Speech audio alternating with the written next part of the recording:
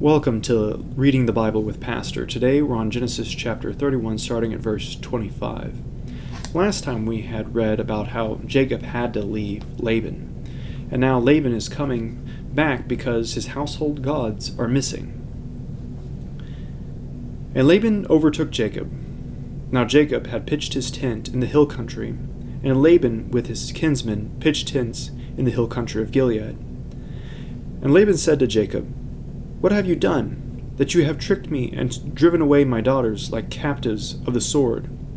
Why did you flee secretly and trick me, and did not tell me, so that I might have sent you away with mirth and songs and with tambourine and lyre?" Probably would not have happened. He would have forced Jacob to stay there, so a hypocritical statement. "And why did you not permit me to kiss my sons and my daughters farewell? Now you have done foolishly. It is in my power to do you harm. But the God of your father spoke to me last night, saying, 'Be careful not to say anything to Jacob, either good or bad.'" But we see here that Laban goes ahead and talks to Jacob in anger. "And now you have gone away because you longed greatly for your father's house. But why did you steal my gods?" Jacob answered and said to Laban, "Because I was afraid, for I thought you would take your daughters away from me by force. Anyone with whom you find your gods shall not live. In the presence of your kinsmen, point out what I have that is yours, and take it." Now Jacob did not know that Rachel had stolen them. So Laban went into Jacob's tent, into Leah's tent, and into the tent of the two female servants, but he did not find them. And he went out of Leah's tent and enters Rachel's. Now Rachel had taken the household gods, and put them in the camel's saddle, and sat on them. Laban felt about all the tent, but he did not find them. And she said to her father, "Let not my lord be angry, that I cannot rise before you, for the way of women is upon me." So he searched, but did not find the household gods. Then Jacob became angry and berated Laban. Jacob said to Laban, "What is my offense? What is my sin that you have hotly pursued me? For you have felt through all my goods. What have you found of all your household goods? Set it here before my kinsmen and your kinsmen, that they may decide between us two.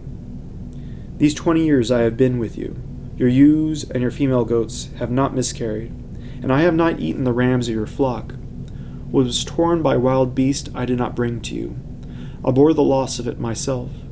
From my hand you required it, whether stolen by day or stolen by night. There I was, by day the heat consumed me, and the cold by night, and sleep fled from my eyes. These 20 years I have been in your house. I served you 14 years for your 2 daughters, and 6 years for your flock, and you have changed my wages 10 times. Again, that changing of the wages 10 times is an expression for many times. If the God of my father, the God of Abraham, and the fear of Isaac had not been on my side, surely now you would have sent me away empty-handed. God saw my affliction and the labor of my hands, and rebuked you last night." So Jacob speaks the truth. He had worked for what he has now. Then Laban answered and said to Jacob, "The daughters are my daughters, the children are my children, the flocks are my flocks, and all that you see is mine. But what can I do this day for these my daughters, or for their children whom they have borne? Come now, let us make a covenant, you and I, and let it be a witness between you and me." So Jacob took a stone, and set it up as a pillar. And Jacob said to his kinsmen, "Gather stones." And they took stones, and made a heap, and they ate there by the heap.